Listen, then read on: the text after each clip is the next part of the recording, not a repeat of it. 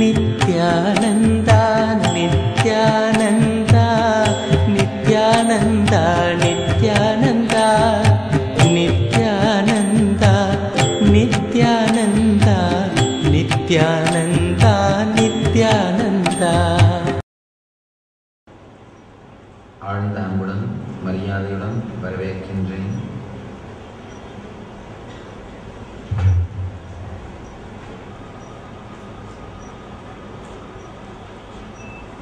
அற்புதமான தலைப்பு, உனது ஆசைகளை ஆராய்ந்து பார்.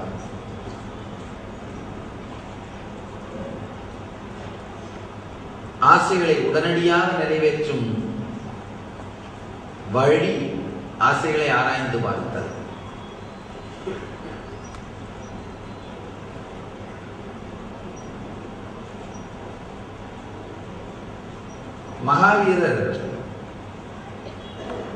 மகாவீரர் ஆயிரக்கணக்கான உபதேசங்களை தந்திருக்கிறார். ஆனால் அதற்கெல்லாம் முத்தாய்ப்பான ஒரு உபதேசம் இந்த உபதேசம். நீங்கள் இந்த உடலை எடுக்கும் பொழுதே, நீங்கள் பிறக்கும் பொழுதே உங்களுக்கு தேவையான உணவு, உடை, உலக சுகங்கள், சுகத்தை அனுபவிப்பதற்கான ஆயுள், அதற்கு தேவையான சக்தி எல்லாவற்றையும் நீங்கள் உங்களுடனே எடுத்து வந்து விடுகிறீர்கள். இறைவன் இதையெல்லாம் அழித்துத்தான் உங்களை இந்த பூலகத்திற்கு அனுப்புகின்றான். ஆழ்ந்து புரிந்து கொள்ளுங்கள்.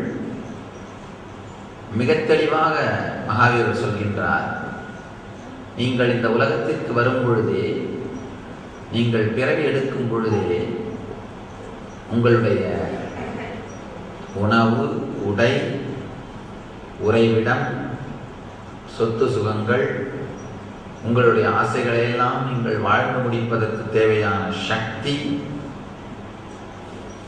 மற்றும் அதற்கு தேவையான ஆயுள், ஆரோக்கியம், இவைகள் அனைத்தையும் உங்களுக்கு மகாவீரர் இறைவன் அழித்து அனுப்பிவிடுகிறான். மகாவீரர் மிக தெளிவாக சொல்கின்றார், நாம் அனைத்தையுமே எடுத்து வந்து விடுகிறோம் என்று. ஆனால் நம்முடைய நிஜ வாழ்க்கையில் பார்த்தோமானால் நாம் எல்லோருமே பற்றாக்குறையிலே சிக்கி தவிக்கின்றோம். உணவு பற்றாக்குறை, உடை பற்றாக்குறை, இடப்பற்றாக்குறை, பணப்பற்றாக்குறை, ஆயுள் பற்றாக்குறை, ஆரோக்கியம் பற்றாக்குறை. எப்படி இந்த பற்றாக்குறை நமக்கு வந்தது? நிச்சயமாக மகாவீரர் பொய் சொல்ல வேண்டிய அவசியம் இல்லை. மகாவீரர் சொல்கின்றார் என்றால், மகாவீரரை போன்ற ஞானிகள் சொல்கின்ற கருத்துக்கள் சத்தியமாக மட்டும்தான் இருக்க முடியும். பின் ஏன் நம் வாழ்க்கையில் எல்லா பற்றாக்குறையும் இருக்கின்றது? உங்களுடைய ஆசைகளை ஆராய்ந்து பார்த்தீர்களானால் மகாவீரரின் வார்த்தைகள் சத்தியம் என்பதையும், நாம் எங்கே தவறு செய்கிறோம் என்பதையும் நம்மால் உணர்ந்து கொள்ள முடியும். உங்களுடைய ஆசைகளை ஆராயும் பொழுது உங்களுக்குள் எங்கே நீங்கள் தவறு செய்கிறீர்கள் என்கின்ற தெளிவு ஏற்படும். உண்மையில் இங்கு வந்த பிறகு மற்றவர்களிடமிருந்தெல்லாம் நாம் ஆசைகளை கடன் வாங்கி விடுகின்றோம். எங்கெங்கெல்லாம் ஆசை கடன் கிடைக்குமோ அங்கிருந்தெல்லாம் கடன் வாங்கி விடுகின்றோம். அதாவது கடன் வாங்கிறதுக்கு பிறகு அது ஒரு அற்புதமான அல்ல, மோசமான பழக்கம். வாழ்க்கையை சீரழிக்கக்கூடிய நேரடியான பழக்கம். கடன், பகை, நெருப்பு மூன்றையும் மிச்சம் வைக்கக்கூடாது. கடன், பகை, நெருப்பு மூன்றையும் மிச்சம் வைத்தால் வளர்ந்து விடும். கடன் வாங்கிறது அப்படிங்கிறது வாழ்க்கையை விற்பதற்கு சமம். நாம் பணத்தை மட்டும் கடன் வாங்குவதில்லை, ஆசைகளையும் வாழ்க்கையை வாழும் முறையையும் கூட அடுத்தவர்களிலிருந்து கடன் வாங்குகிறோம்.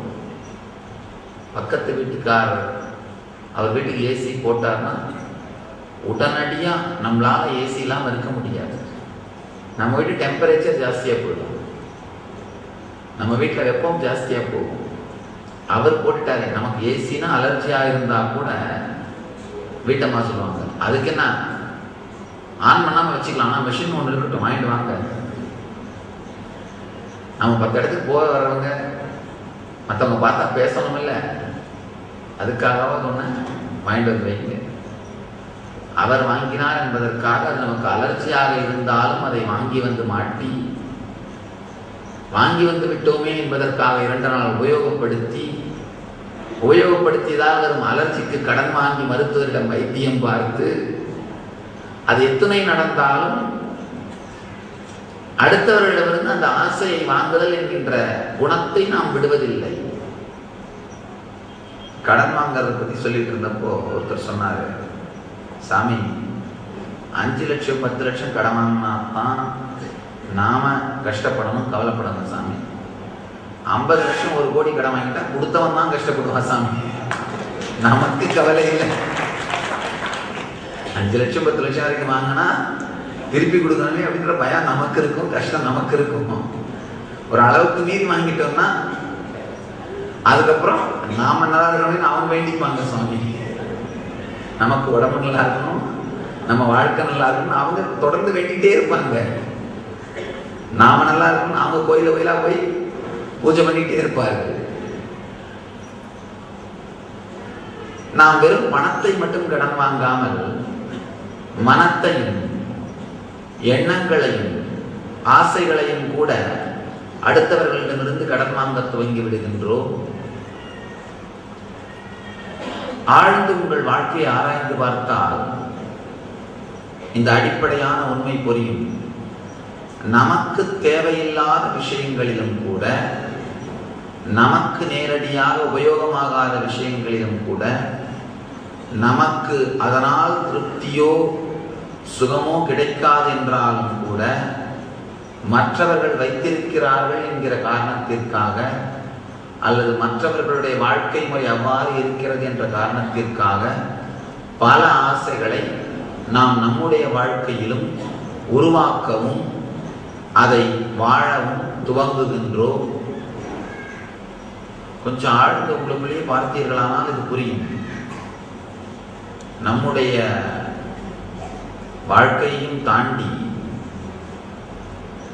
பல நேரங்களிலே யாரோ ஒருத்தருடைய வாழ்க்கை முறை இவ்வாறு இருக்கிறது என்பதற்காக அதே வாழ்க்கை முறையை வாழ தூண்டுகிறோம். அந்த ரோல் மாடல்னு சொல்றோம் பாருங்க, தெரியும். நடுத்தர மக்களுக்கு இழைக்கப்படும் மிகப்பெரிய கொடுமை, ஆழ்ந்து தெரிந்து கொள்ளுங்கள். நடுத்தர மக்களுக்கு இழைக்கப்படும் மிகப்பெரிய கொடுமை என்னவென்றால், ஒரு கற்பனை வாழ்க்கை முறையை அவர்கள் மனதிலே புகுத்தி விடுவது.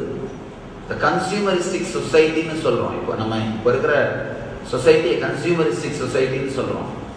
கன்சியூமரிஸ்டிக் சொசைட்டினா இந்த நுகர்பொருள், அளவுக்கு மீறின ப்ராடக்ட்ஸ். ஒரு செல்போன் எடுத்த ஆயிரக்கணக்கான செல்போன்கள், ஆயிரக்கணக்கான வெரைட்டி செல்போன்கள். ஒரு ஃப்ரிட்ஜ்னு எடுத்தால் நூற்றுக்கணக்கான வெரைட்டி ஃப்ரிட்ஜ். ஒரு வாஷிங் மிஷின் எடுத்தால் ஒரு கடை முழுக்க வாஷிங் மிஷின், விதவிதமான வாஷிங் மிஷினை மட்டுமே அடுக்கி வச்சிருக்கிறார்கள். ஒரு கிரைண்டர்னு எடுத்தோமானால் ஆயிரக்கணக்கான முறையான கிரைண்டர்கள். இப்பொழுது அதையெல்லாம் மீறி எந்தெந்த விதத்திலெல்லாம் எந்தெந்த பொருட்களை எல்லாம் மக்கள் தலைமையில் சுமத்த முடியுமோ அந்தந்த விதத்திலெல்லாம் அந்த பொருட்களை மக்கள் தலைமையில் சுமத்துவதற்கான கன்சியூமரிஸ்டிக் சொசைட்டி.